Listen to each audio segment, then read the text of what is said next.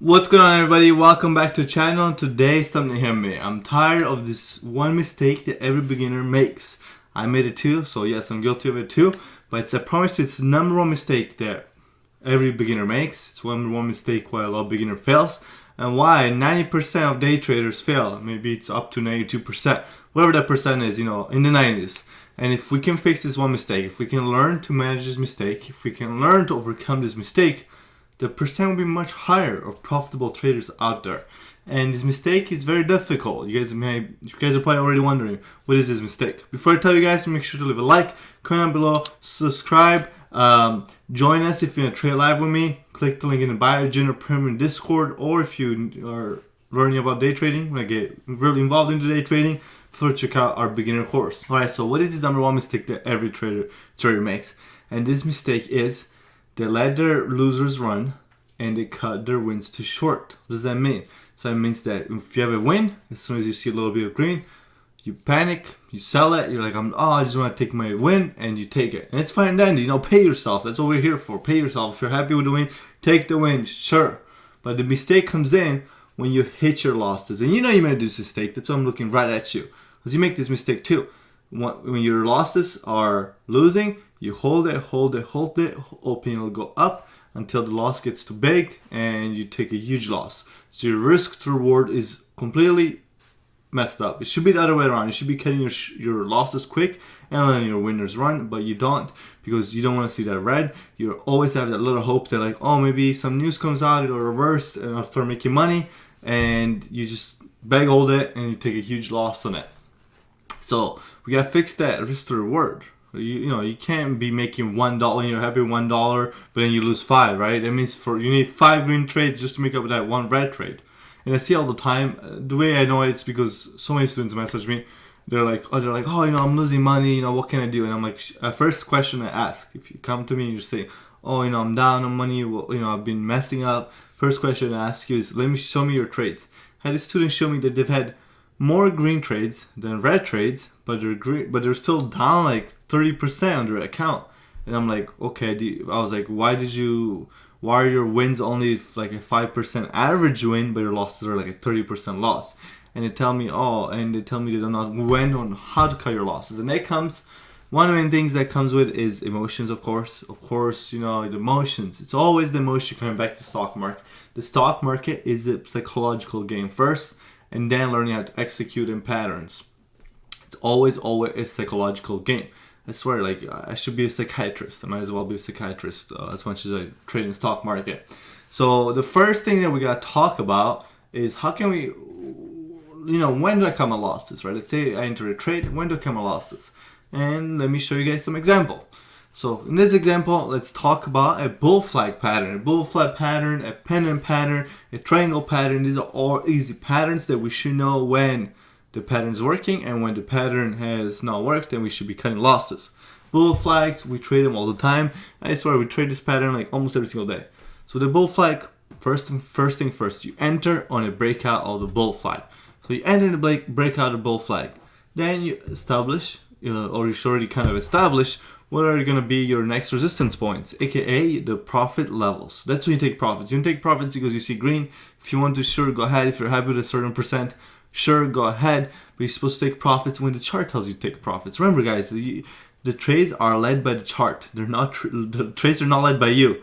If you're just putting if you're just randomly choosing when to take profits, it's not really sustainable.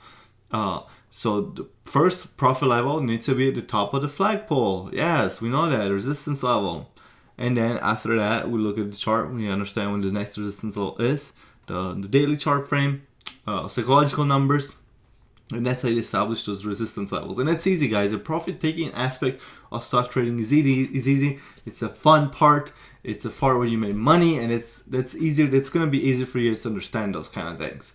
Also, another thing that I like to do, and I preach on this channel all the time, that I don't see a lot of other traders preach about it, is take partial profits. Let's say you enter a trade with 100 shares, you take out 50 shares at your first partial profits, and now what? Your first initial capital is safe, you made money, boom, I'm good.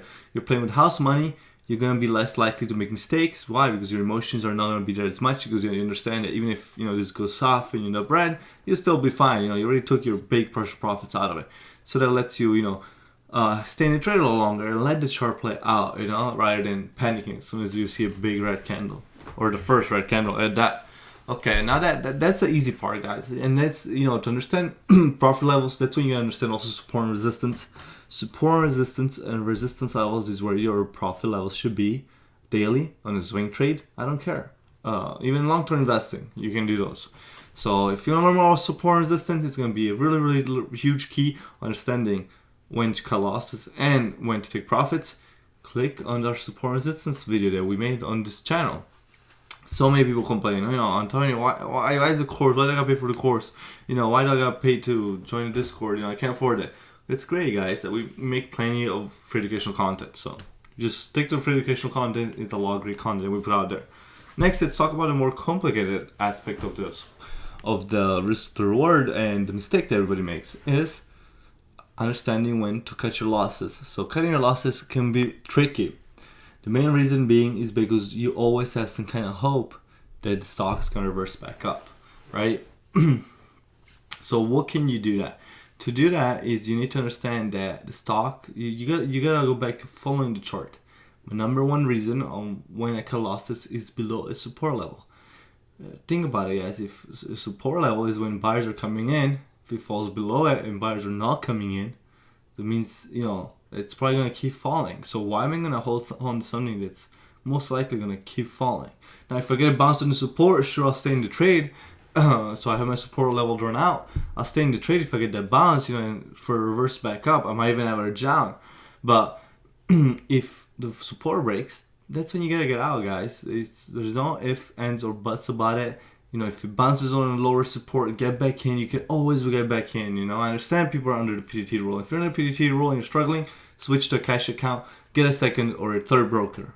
But you understand that you can always enter a trade later. You can always enter a trade for a cheaper level. Once just in a trade, you're not stuck. Who cares? There's always the next trade.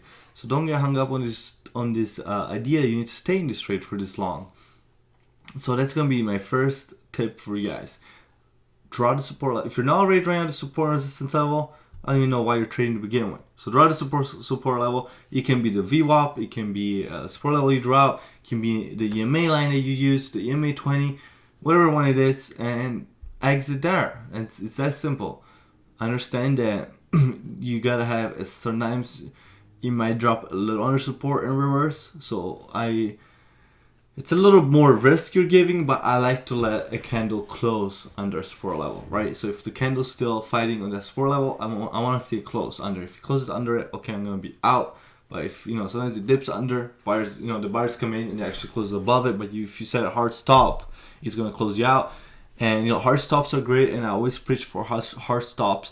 But once you get confident and once you understand you can control your emotions better, I set mental stops. I don't set hard stops. I set mental stops. I understand I need to exit, but it's gonna be later on in your trading career, because as a beginner, if you set mental stops, they're really gonna burn you, because you probably gonna set your mental stops, and your mental stops are gonna go lower and lower. At least your hard stop, you're out. You can't do anything about it. So stick to hard stops. Another thing that you can do is a trailing stop loss. You can enter a trade on a VWAP bounce. Perfect example, VWAP bounce. You set your trailing stop loss under the VWAP, and then when that happens is, in case you get stopped out under VWAP, falls under support, which will be the VWAP, stopped out, the stock keeps going up and finally goes under the VWAP, boom, trailing stop loss, and you're out of it. You took your profits. You don't have a risk of making it go back red.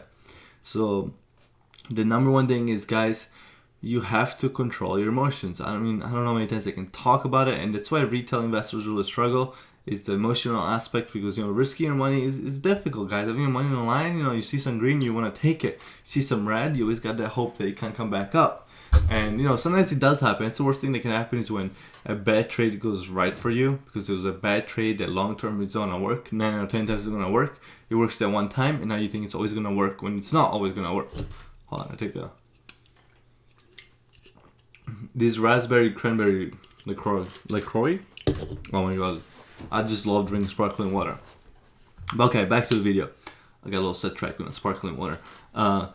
Guys, is you need to understand when to cut your losses. Number one rule you should have, if you don't do this already, feel free to do it, is write down your rules of trading. Your rules of trading, wherever they are, wherever your strategy is, you have rules. You always gotta have rules. Everything in life, there's rules. And your number one rule, no matter what strategy is cut your losses quick. We joke about it in the chat. I joke about it all the time, the diamond hands, this and that, and it's all fine and dandy. We're joking, we're poking a little fun at whatever we're doing. But guys, to become a good trader, you need to set your rules. You need to set your boundaries. You need to set your you need to understand what your trading is. You need to understand what your strategy is, right? And another rule of thumb can be, make sure that your stop loss is a certain percentage from your profit target. Now, let's say I see a really nice bull flag, or whatever setup I see, and it's a $10 stock, and I see, okay, my stop loss will be $6. That's my next support, but my profit target is only $12, or $12 and then $15, right? Is that a good risk reward? It's not. Don't even take that trade. So I'm telling you guys, the main issue is you guys are not drawing out your levels on the chart. You're not drawing out your support. You're not drawing out resistance. You can do that in the pre-market. The major one you can draw out before you even start trading, and that's gonna be your huge key factor. So that's number one issue that as traders, beginner traders especially, we need to fix. I want you guys to go and start understanding that let your winners run and cut your losses quick. Like Warren Buffett says, cutting your winners too quick is like cutting your roses, and letting your losers keep running. It's like watering your weeds. You don't want to do that. So that's gonna be the one thing that I want you guys to work on. I know you guys can do it. It's a really, really basic concept, but it's probably the number one concept on why beginners are failing at trading. And I want you guys to master it, understand it, let the charts lead your trade, don't let your emotions lead your trade. If you see yourself being too emotional, maybe you're sizing in too much, size in less, whatever your account is, go with less and less so that you can understand your emotions and then move on. As always, guys, let me know in the comments down below what topic you guys want to see next, any questions you guys have about this current topic, and I'll see you guys on the next one. Peace.